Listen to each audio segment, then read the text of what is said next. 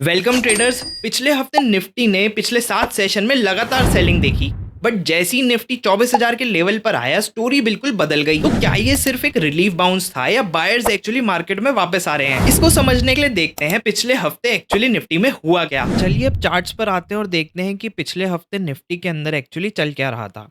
पिछले हफ्ते की शुरुआत से ही मार्केट प्रेशर में था। मंडे, ट्यूसडे और वेडनेसडे सेलिंग कंटिन्यूसली बिल्ड होती रही।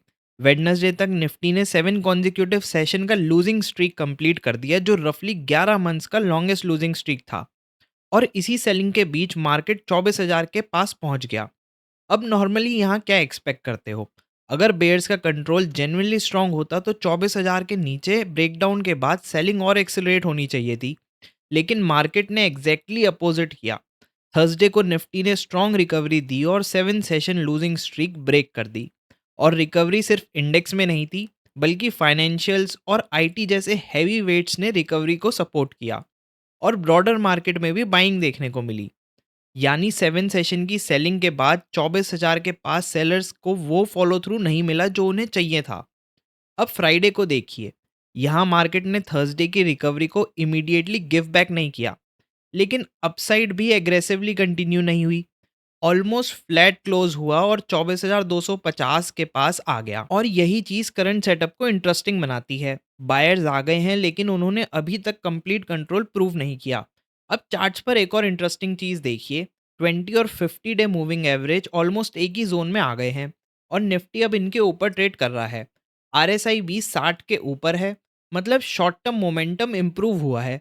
लेकिन रिकवरी के बाद मार्केट अब एक इंपॉर्टेंट डिसीजन जोन में खड़ा है। मेरे लिए अभी सिर्फ एक लेवल इंपॉर्टेंट है, 24,300 का। अगर निफ्टी इसके ऊपर सस्टेन करता है तो वेडनेसडे का बाउंस एक प्रॉपर बुलिश मूव में कन्वर्ट हो सकता है। लेकिन अगर यहीं से रिजेक्शन मिलता है तो समझना होगा कि बायर्स ने अभी रिकवरी कराई थी और ट्रेंड रिवर्स नहीं। तो पिछले हफ्ते की स्टोरी ये है। सेलर्स ने मार्केट को एग्रेसिवली पुश किया। 24,000 के पास बायर आए। और अब निफ्टी रिकवरी के बाद एक इंपॉर्टेंट डिसीजन जोन में है। लेकिन अब असली सवाल है, क्या मंडे को ये रिकवरी ब्रेकआउट में कन्वर्ट होगी?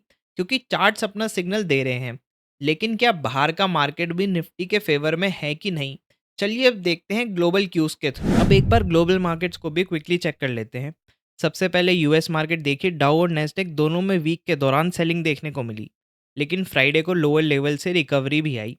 डाउ और नेस्डेक पर रिकवरी शो कर रहे हैं। तो कंप्लीटली पिक्चर बियरिश नहीं है। सेलिंग हुई है, लेकिन बायर्स अभी भी डिप्स पर एक्टिव हैं। लेकिन एक प्रॉब्लम है।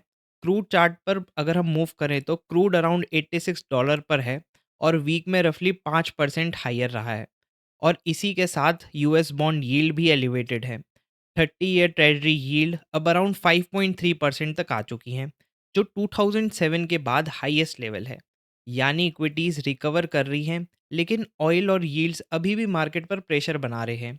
और इसका इफेक्ट एशियन मार्केट्स में भी दिखा। जापान के मार्केट में भी शार्प करेक्शन देखने को मिला। ऑल्दो लोअर लेवल्स पर बाइंग वापस आई। तो मंडे के लिए ग्लोबल सेटअप को स्ट्रांगली बुलिश कंफर्मेशन नहीं बोलूँगा, लेकिन आउटराइट बियरिश भी नहीं। यूएस मार्केट की फ्राइडे रिकवरी पॉजिटिव है, लेकिन ऑयल और यील्ड का प्रेशर भी अभी बना हुआ है। और नेक्स्ट वीक एक मेजर इवेंट है, जैक्सन होल। फेड की पॉलिसी सिग्नल्स पर मार्केट की नज़र रहेगी, स्पेशली जब long term yields already elevated हैं। तो निफ्टी के लिए सिंपल टेक अवे है। अगर ग्लोबल इक्विटीज़ की रिकवरी कंटिन्यू होती है और ऑयल यील्ड्स थोड़े कूल होते हैं, तो निफ्टी के 24,300 ब्रेकआउट को सपोर्ट मिल सकता है। लेकिन अगर ये प्रेशर कंटिन्यू रहा तो ब्रेकआउट को सस्टेन करना डिफिकल्ट हो सकता है। और सबसे इंपॉर्टेंट पीस देखते हैं। निफ्टी में बायर्स वापस आए हैं, लेकिन क्या एफआईआई और डीआईआई भी बाइंग को कंफर्म कर रहे हैं? चलिए अब देखते हैं एफआईआई और डीआईआई फ्लोज। यहाँ पिक्चर काफ़ी इंटरेस्टिंग है। एफआईआईज अभी भी सेलिंग साइड पर हैं, लेकिन डीआईआईज कंसिस्टेंटली उस सेलिंग को एब्जॉर्ब कर रहे हैं। और इसी वजह से मार्केट में डाउनसाइड के बावजूद रिकवरी पॉसिबल हुई है। लेकिन यहाँ एक इम्पॉर्टेंट पॉइंट है। डीआईआई बाइंग मार्केट को सपोर्ट दे सकती है, लेकिन अगर एफआईआई सेलिंग सडनली एग्रेसिव होती है तो ये सपोर्ट भी टेस्ट हो सकता है। तो अब मनी फ्लो का सिग्नल मिक्स्ड है, बट कंप्लीटली बेरिश नहीं है। और अब देखना यह है कि ऑप्शन मार्केट निफ्टी के नेक्स्ट मूव को कैसे प्राइस करता है। चलिए अब देखते हैं ऑप्शन चेन मार्केट के इंपॉर्टेंट लेवल्स क्या बता रहे हैं। सबसे पहले 24,300 पर स्ट्रॉन्ग कॉल ओ आई है, जो इस लेवल को इमीडिएट रेजिस्टेंस बनाता है। साथ ही कॉल साइड पर फ्रेश एडिशन भी दिखी हैं, मतलब सेलर इस जोन को डिफेंड कर रहे हैं। अगर हम डाउन साइड देखें तो 24,200 और 24,000 पर स्ट्रॉन्ग पुट आई है, जो इंपॉर्टेंट सपोर्ट जोन्स हैं। पुट साइड पर भी पोजीशनिंग बिल्ड हुई है, सजेस्टिंग बायर्स लोअर लेवल को सपोर्ट कर रहे हैं। तो ओवरऑल पिक्चर में 24,200 से 24,300 एक इम्पॉर्टेंट बैटल जोन बन गया है।